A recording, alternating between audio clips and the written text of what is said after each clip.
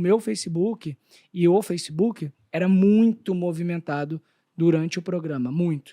A gente tem o Twitter, que é muito movimentado, mas o que eu percebi depois analisando as redes, o Twitter ele é assim, muito movimentado, vai para os assuntos mais comentados, as pessoas falam, elas falam muito, mas elas fazem pouco.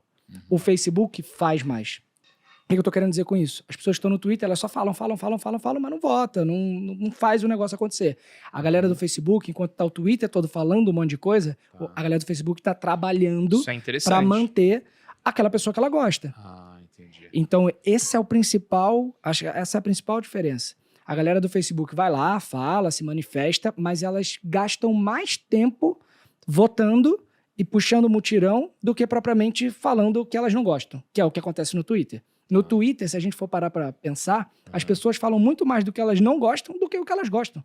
Não, o Twitter é uma rede... é uma loucura. Não, é uma rede social que eu não consigo entender muito ela. Porque a pessoa que está ali, ela dedica mais o tempo dela para falar sobre, né, quem ela não gosta, né? Ou seja, tipo, eu gosto de você. Em vez de eu ficar falando sobre você, que seria muito mais interessante, na minha opinião, eu perco meu tempo falando mal dele. Então eu sou teu fã ou tô fã dele? Porque eu sei das coisas dele antes de todo mundo saber. É verdade. E já vou lá pra falar mal dele.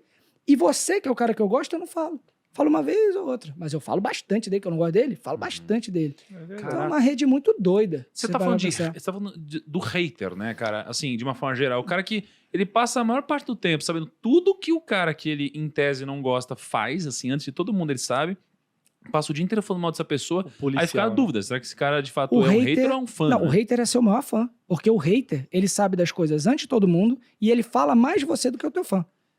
É verdade, né? Tudo bem que ele fala de uma maneira negativa, né? Pejorativa, mas... Assim, ó, a gente aqui, ao longo da nossa história, a gente já teve hater, né? E a gente tem hoje, talvez, uma base de haters e tal, mas ela é relativamente pequena, né? E eu acho que você ter haters é um sinônimo de sucesso de alguma forma, porque ninguém quer bater em cachorro morto.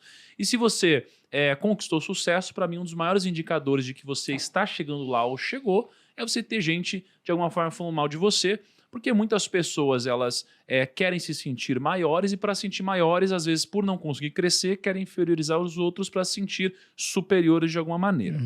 E você é um cara que você sofreu muito hate já, velho. Só que o que mais me impressiona, não você ter sofrido hate, porque isso daqui talvez seja um sinônimo de sucesso, mas você ter conseguido lidar com isso, passar por isso e talvez ter convertido uma base de pessoas que às vezes não te admiravam e hoje às vezes te seguem pra caramba, assim.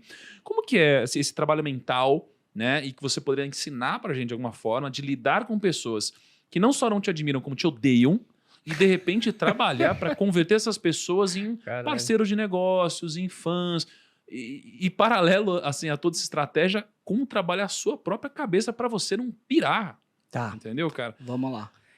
São duas perguntas diferentes, né? Uma sobre mim e outra sobre como fazer mudar a opinião dessas pessoas sobre mim. Sobre mim, respondendo primeiro sobre mim, não é fácil. Se eu falar aqui que é fácil, não é porque você ficar lendo um monte de coisa que não é legal sobre o seu respeito, mexe com o seu psicológico, óbvio. A questão eu decidi olhar menos. Então, eu deixo isso me afetar menos porque não chega até mim. Se eu quiser ficar lá o tempo todo olhando o meu Twitter e tudo mais, eu vou lá ver um monte de besteira que não vai me somar em nada, que eu vou perder tempo e eu não vou conseguir mudar a opinião dessas pessoas, porque eu estou lendo o que elas já estão falando sobre mim. Aí eu vou juntar uma pergunta na outra. Então eu estou lá perdendo meu tempo, não estou fazendo nada de bom e estou sendo impactado por aquela crítica ou por aquele xingamento ou qualquer coisa do tipo que está me deixando para baixo e está fazendo com que eu não produza nada. Então eu paro de olhar isso e penso, essa pessoa não quer me ouvir. Porque o hater, ele não tá afim de te ouvir. A gente só consegue manter um diálogo com alguém que tá afim de te ouvir, te escutar. É o princípio do diálogo. Você não quer me ouvir, tem diálogo.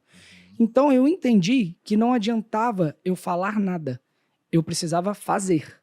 Então talvez, se eu fizesse, essas pessoas não iam ter mais o que falar ou através das coisas que eu fizesse, ela fosse falar, eu acho que eu me enganei. Porque existem níveis de haters, né? Tem uns que estão totalmente fechados, eles jamais, mesmo que eles gostem de você, eles nunca vão dar o braço a torcer. Esse é o hard. E tem aqueles que não gostam porque ouviram falar uma coisa ou outra. Não tem. Se você parar para conversar com ele e perguntar, mas por que você não gosta dele? E não, é superficial, é raso. Ele não tem um argumento mesmo para te dizer, não gosto porque... Não tem. Ele fica patinando.